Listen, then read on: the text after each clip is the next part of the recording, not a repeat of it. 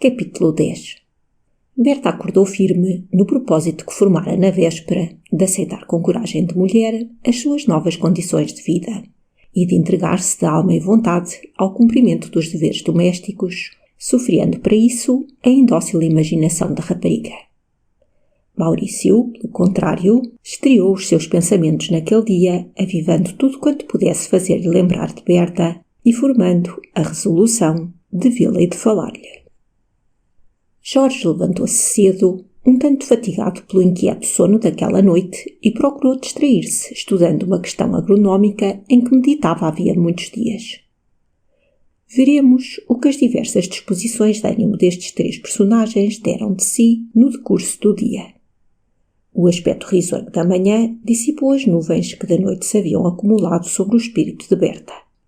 Já lhe parecia aquela suave e vivificadora luz mais risonha à sua sorte e não podia perdoar a si mesma a vaga tristeza que sentira. Auxiliando a mãe nas ocupações domésticas, encontrava nisso uma distração poderosa e quase um íntimo prazer. As carícias dos irmãos comoviam-na, e foi já com desassombrada alegria que, tomando um deles ao colo e dando a mão ao outro, atravessou os campos cultivados, os vinhedos e os lameiros da herdade e foi sentar-se no limite dela, junto a uma fonte rústica meio oculta, entre a sebe de roseiras e estevas que separava do caminho aquela parte do casal.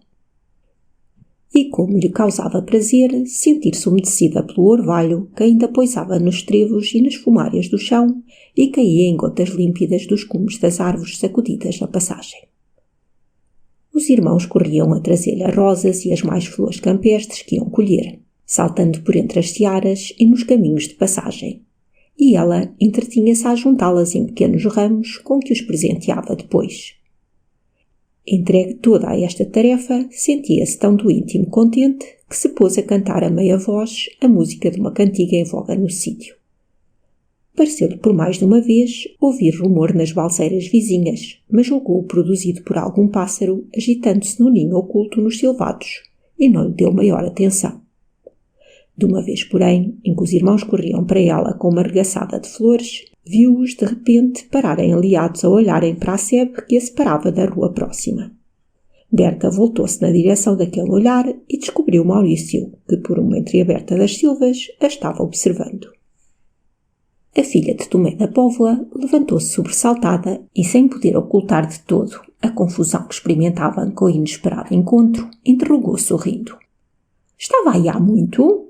— Há alguns momentos, ao que me parece. — A fazer o quê? — A vê-la e a ouvi-la. — Com tão pouco se entretém. — Então parece-lhe que não será novo para mim um espetáculo. — Novo? Um campo, uma fonte e umas crianças. Ora essa! Enumerou os acessórios e esqueceu-lhe a figura principal. E nessa é que está a novidade. Se Berta soubesse que género de figuras femininas por aí se me deparam nestas bonitas paisagens deste nosso belo país... É muito injusto com as suas patrícias. Oh, não as lisonjei. Nisso interesso eu também, bem vê. Poupe-lhes a humilhação de comparar-se com elas, Berta. Creia que, indo educar-se a Lisboa, foi para onde a chamavam os instintos da sua natureza superior. Seu pai, julgando tomar uma resolução espontânea ao mandá-la para a capital, obedeceu, sem o saber, a uma força oculta que assim o exigia. O seu espírito estava voando para as cidades, onde somente encontrava ambiente apropriado. Engana-se, vê? Achava-me desterrada ali até, e desde que voltei sinto um bem-estar que me prova que é esta a minha verdadeira pátria e que estes são os ares em que respiro à vontade. Esse bem-estar não tardará a que se transforme em fastio. Não creio. Eu é que não creio que possa dar-se bem aqui, privada de satisfazer as aspirações naturais a um espírito como o seu. Mas, oh meu Deus, que qualidade de espírito me supõe então? Que aspirações são essas que diz? Ora, para que finge ignorá-las? Acaso, diga, a satisfaria a vida da imensa maioria das 3 ou 4 mil pessoas deste concelho. E espero que há de satisfazer-me. E que há de fazer da sua imaginação?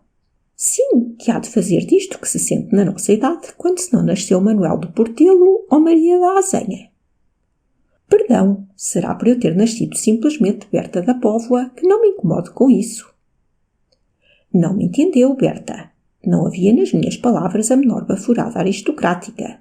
Dessa ridícula mania não padeço eu, graças a Deus.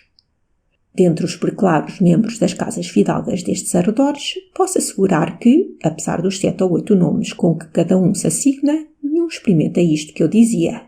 Mas, Berta... Olhe, Sr. Maurício, falo-lhe com franqueza.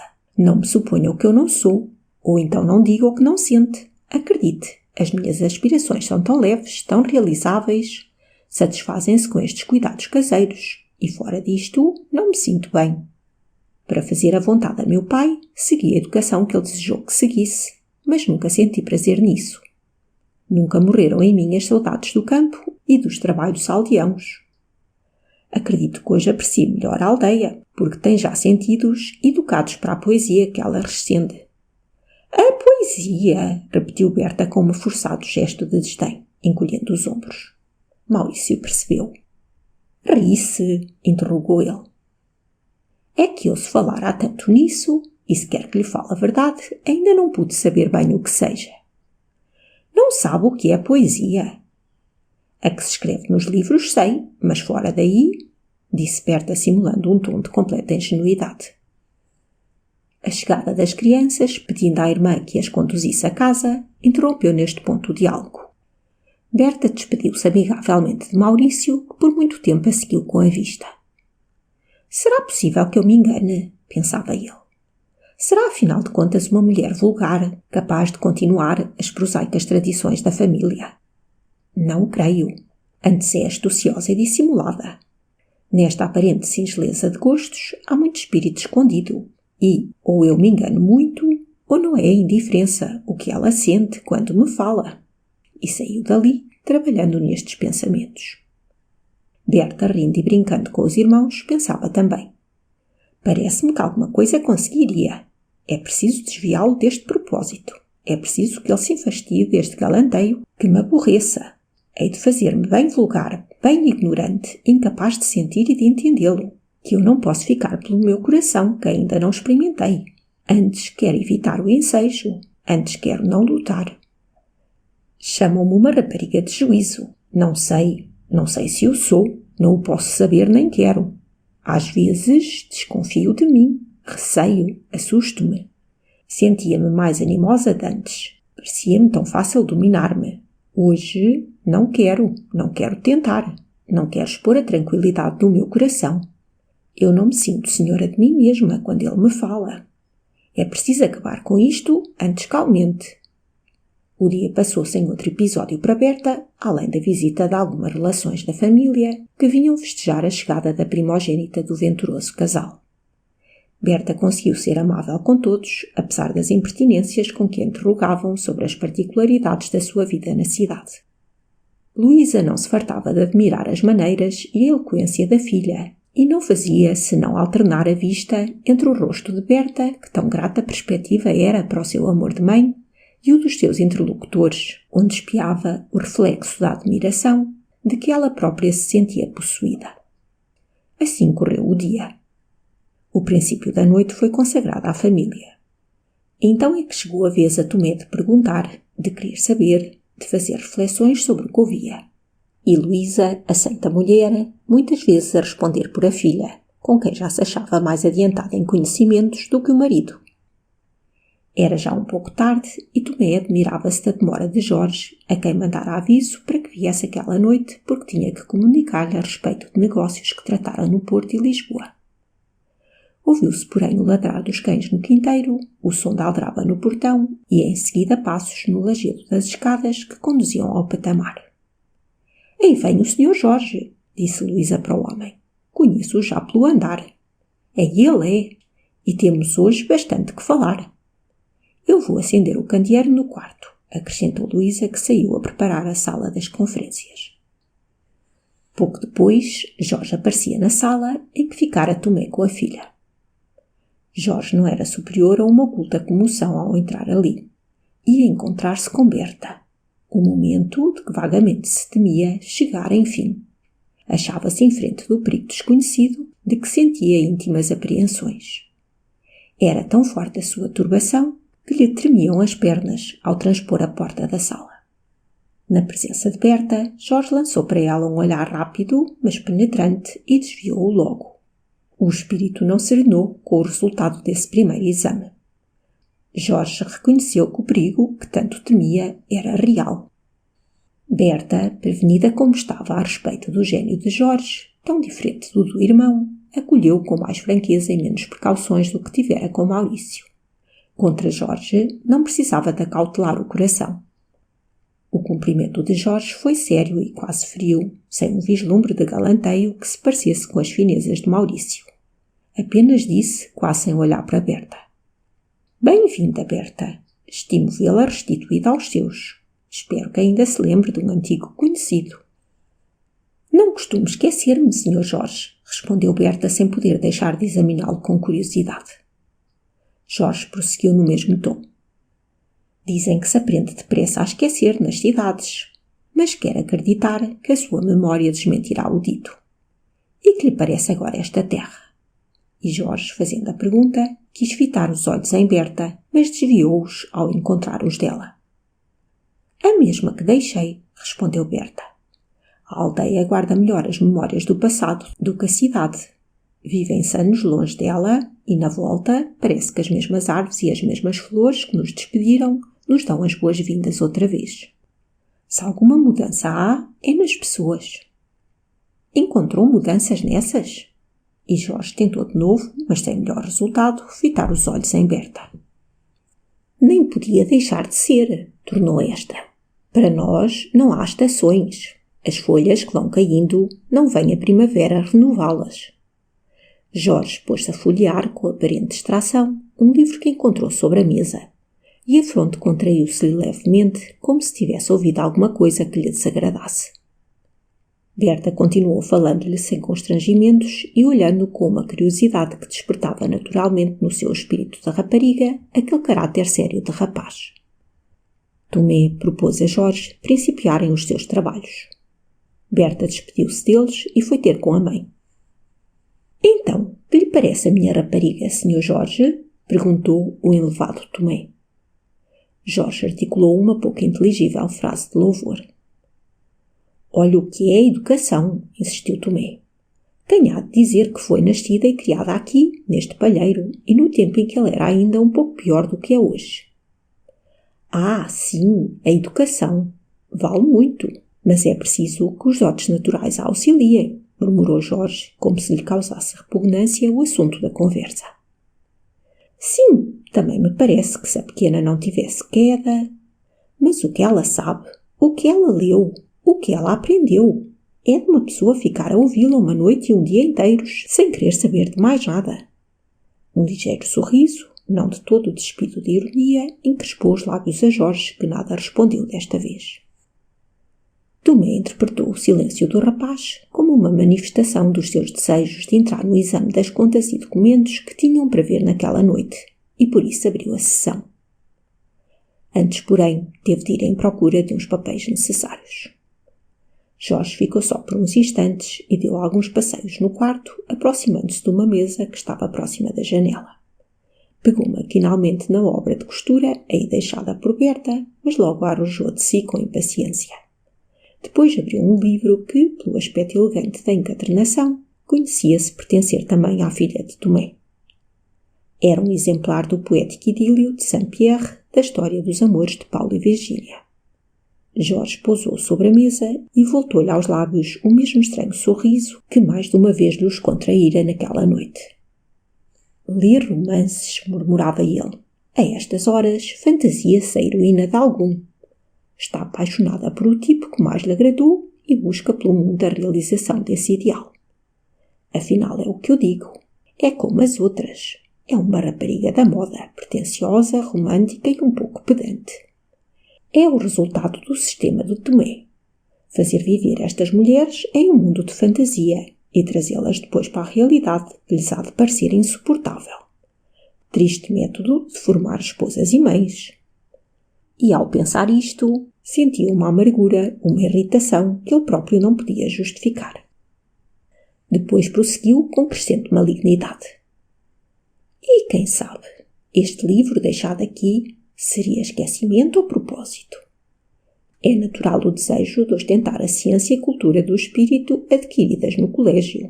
E há tão pouca gente no caso de as apreciar nesta aldeia que não me admiro que seja eu um dos eleitos. Enfim, são vaidades de rapariga. E pecado venial para que se deve ser inteligente. E demais que tenho eu com isso. Maurício que averigue, se quiser. Está no gosto dele. Tomé voltou e minutos depois estavam ambos em plena conferência. Notou contudo o lavrador aquela noite que Jorge mostrava-se muito mais desatento do que de costume. No meio dos seus exames, distraiu-os uma voz melodiosa que, em outro aposento da casa, cantava em tom de acalentar crianças.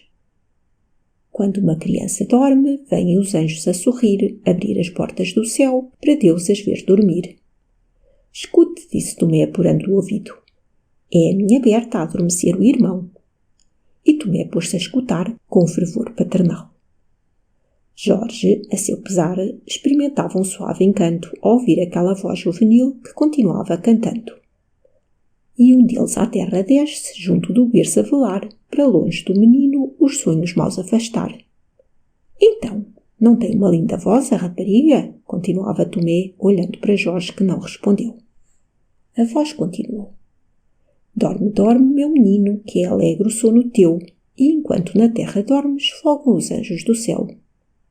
Jorge escutava com mais prazer do que a si mesmo queria confessar o canto que lhe chegava aos ouvidos naquela monótona e melancólica melopeia de todas as músicas destinadas a acalentar o sono das crianças. Tomé, esse, estava verdadeiramente extasiado. A voz da filha parecia encontrar um caminho direito para o coração daquele pai extremoso e comovê-lo quase a ponto de lhe enovoar os olhos com lágrimas consoladoras. Quando expiraram as últimas notas do canto, Jorge levantou-se. Era tarde já e mais que tempo de dar por concluída a conferência, mas neste movimento de Jorge atuara uma outra ideia. Ele próprio estranhava o que ia na sua alma naquele momento. Revoltava-se contra si mesmo porque se sentia fraco perante os artifícios de uma mulher contra a qual devia estar precavido. Jorge supunha-se persuadido de que Berta aproveitara de propósito o ensejo de fazer-se ouvir e de mostrar os encantos da sua voz agradável e sonora. Tática vaidosa que muito escandalizava o caráter sisudo do rapaz. Mas o pior era dizer-lhe a consciência que, malgrado seu, a tática tivera efeito. A prevenção hostil de que a força queria armar-se não era talismã bastante forte para o livrar do encantamento. Isto principalmente o indignava, sem a si próprio confessar. Sentia-se sob o influxo de uma magia que pensava funesta, mas, como sucede quando em sonhos procuramos fugir a um perigo que nos persegue, anulava-se o esforço que fazia para quebrá-lo e, a seu pesar, permanecia no perigo. Desconhecia-se, sentia uma turbação indefinível. Parecia-lhe que o ar livre lhe seria salutar, por isso levantou-se e saiu. Ao passar em um corredor que conduzia para o exterior da casa, abriu-se a porta de um quarto, meio alumiada por a frouxa luz de uma lamparina que ardia junto do berço de uma criança, e por um espaço entreaberto apareceu a figura de Berta, com o cabelo já meio despenteado e solto, e tendo nos lábios o mais suave e afetuoso sorriso. «Boa noite, Sr. Jorge», disse ela, estendendo-lhe a mão com uma expressão de voz cheia de cordial franqueza. Jorge estremeceu àquela vista inesperada, mas dominando-se, correspondeu ao cumprimento, apertando-lhe a mão. «Adeus. Boa noite, Berta». «Então o pequeno já dorme?» perguntou Tomé da Póvoa, procurando sondar com a vista a meia claridade do quarto. «Psiu», disse a filha, pondo um dos dedos nos lábios. «Sossegou por fim. Trouxe-o para o meu quarto, porque não deixava dormir a mãe. Boa noite, meu pai». E tomando a mão do lavrador, beijou-a com afeto.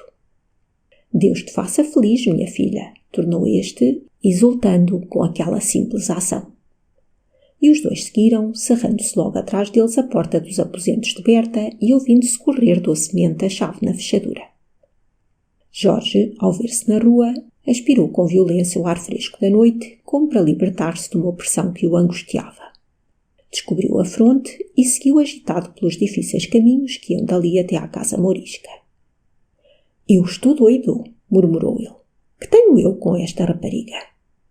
Era o que me faltava, que me entrasse na cabeça uma doidice destas.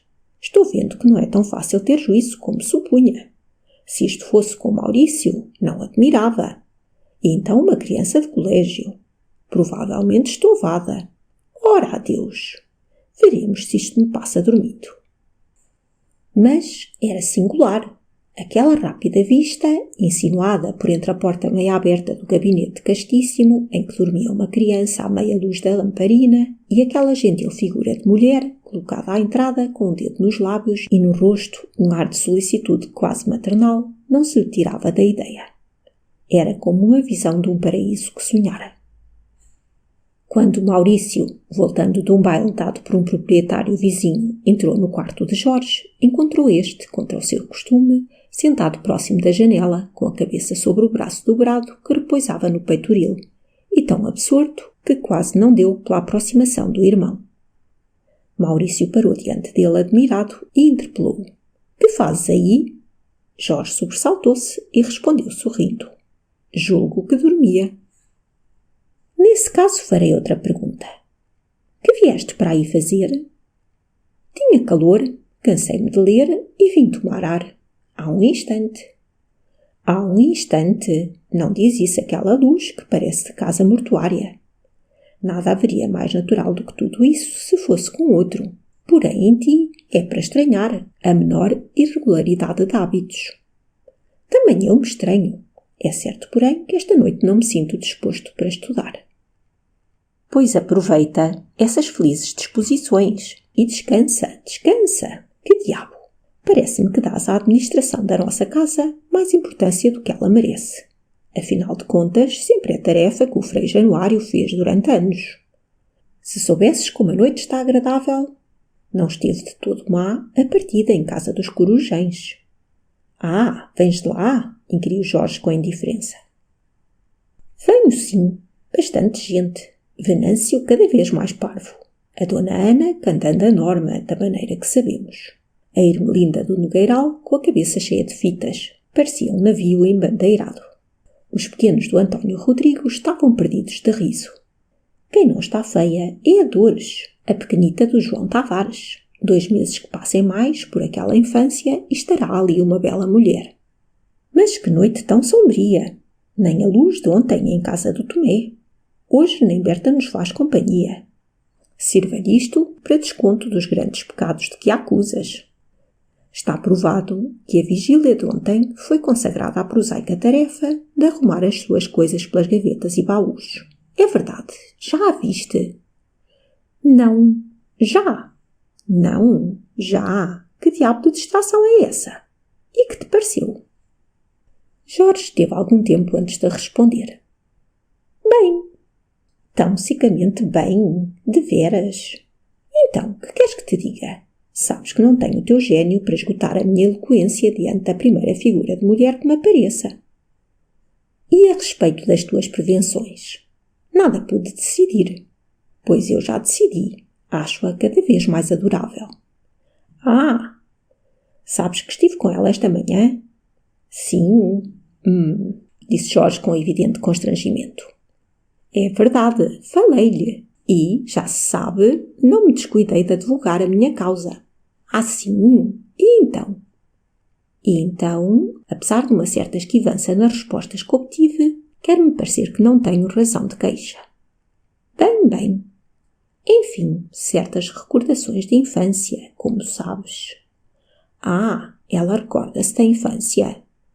Ora, como queres que ela se não recorde? Sim, é natural, concordou Jorge, fingindo bocejar, mas com suspeitas contrações nervosas. E, estendendo subitamente a mão ao irmão, acrescentou. Boa noite, Maurício. É tarde e eu tenho sono. Adeus. E, de fato, Jorge deitou-se, deixando em paz os livros mais cedo do que costumava. Se dormiu, é que não sabemos. Maurício dormiu com certeza melhor do que ele. Embalava-o a vaidosa persuasão de que havia impressionado Berta. Tinha Maurício este defeito de supor que eram prontas e profundas as impressões que produzia no ânimo das mulheres. Defeito este vulgar e que ainda não é dos que dão de si mais sérias consequências. Fim do capítulo 10.